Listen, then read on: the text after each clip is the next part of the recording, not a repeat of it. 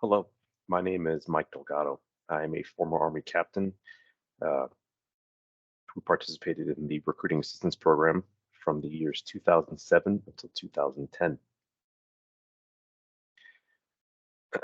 During that time, I recruited 8 soldiers into the Army National Guard. 7 of those were my college peers from Clemson University. I was a cadet in the ROTC program doing the SMP option. Um, So 7 of the people I brought in were cadets that I knew as part of the ROTC program at Clemson.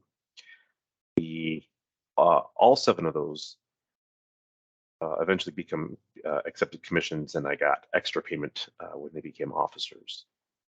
The 8th person was an enlisted soldier whom I worked with at the time. I waited tables. She wanted a life uh, better than what she had, so she opted for the Army. Talked to me, I put her in the program.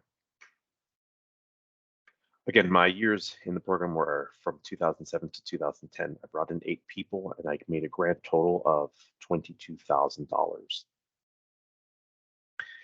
I remember signing up for the program in 2007, reading the online PowerPoint to become a recruiting assistant. As I recall, even to this day, the rules were meet with the potential recruit, gather their information, enter it into the GRAP website, and facilitate a meet and greet with a recruiter of your choosing. I remember at the time that capturing PI, or the Social Security number of the potential recruit, could pose a possible problem. So I took steps at the time to mitigate that. And what I did as part of my workflow was whenever I would meet with someone, I would meet with them in some sort of public setting. I would bring a laptop. So for 7 of the 8, I would typically meet on campus somewhere, use the university Wi-Fi. I would log into the GRAP website, and I would have the potential recruit enter their information themselves so that I never actually took possession of the information. I did this for all 8 of those folks, and it worked. I was very transparent with them. I would say, I'm going to set you up with a recruiter. I get a bonus. Enter your information so I can get credit. Turn the laptop around, let them enter the information, and I never actually had to take physical control of the PI. And then I would facilitate a meeting with a recruiter in the next, either the same day or the next few days, depending on how the schedules worked out. This system worked for me. Again, I profited about 22,000 over the course of the time I participated from 2007 to 2010. My last nomination was made in 2010 prior to me deploying to Iraq. After that nomination in 2010, I opted out of the GRAP program, and I forgot about it essentially at that point. Fast forward, it's 2014, 7 years after my first potential recruit was entered.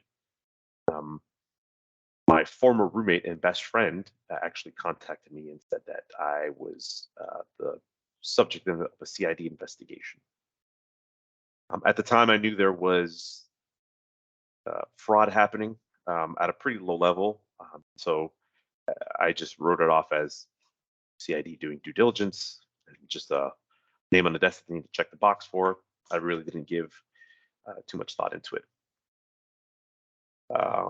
And I did just that. I didn't really give much thought.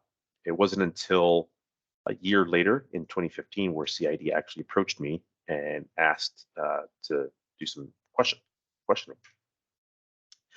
So asked and answered. They asked questions, I answered them. Exactly how I'm laying it out to you here. Since recruit would express interest to me, set up a meet, get their information, explain the process to them, set them up with a recruiter.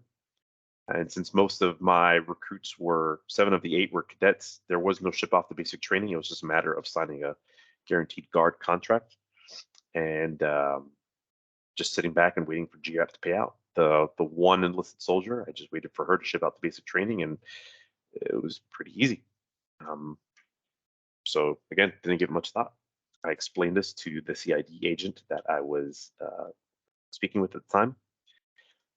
They brought me in for a polygraph. Again, laid out the information just as I've said before, without any variation or deviation from my story. Laid it out exactly as it was. Um, and it concluded the interview.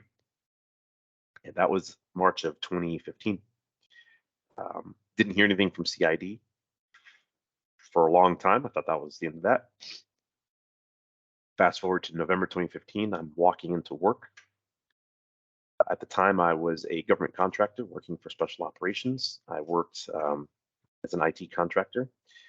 So I walked into special operations unit that I was working for. I was stopped at the security desk by the security manager and told I was denied entry, that I had a flag against my clearance. Okay. I contacted my unit manager who oversaw security clearances, and CID had attempted to initiate prosecution against me.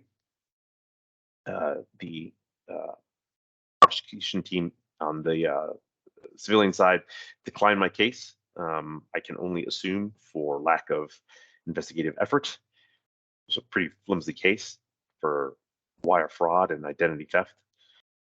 So they turned over my unit to initiate a 15-6 investigation.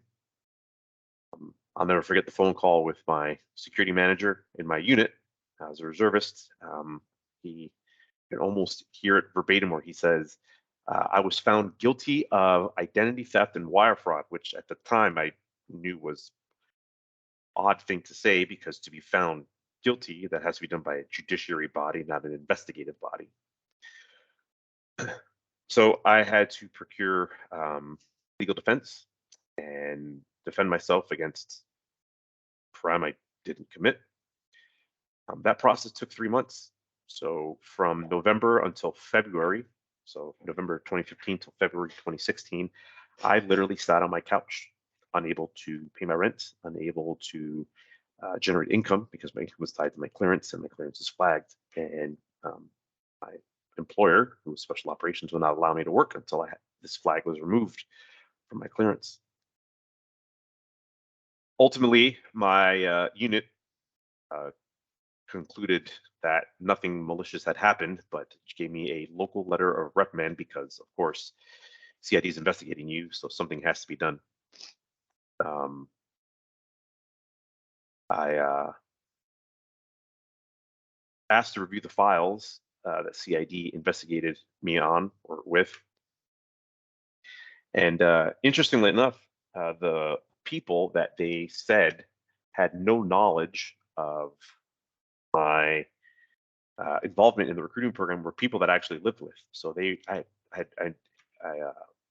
nominated 2 of my roommates at the time in college, and they said that they had no knowledge, and I had no knowledge of their recruiting process, and that I had nothing to do with their facilitation into the National Guard. Interesting enough, those 2 people that live with them, they actually ended up in the same unit as I was in as a cadet. So that's a pretty big coincidence. Of course, I'm sure this has been told time and again. These notes were written by CID on behalf of the victim. So I found that kind of funny. One of the other recruits that I nominated was a good friend of mine, and he actually wrote up his own rebuttal witness statement on a, forget the Army document name now, but he basically rebutted everything the CID agent wrote on his behalf.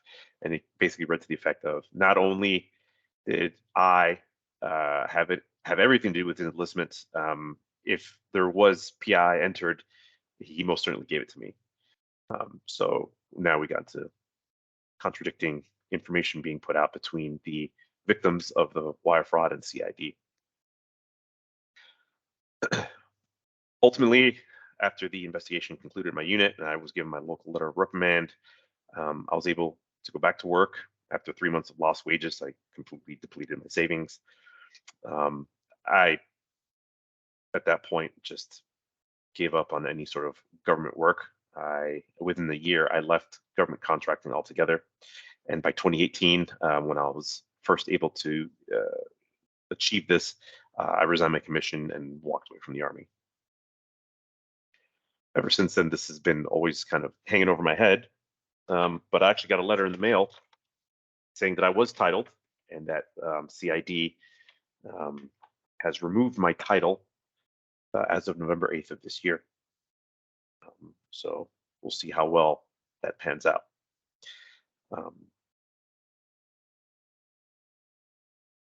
Thank you for your time and effort in this and listening to me. If there's any sort of additional help I can provide, I'll be more than happy to.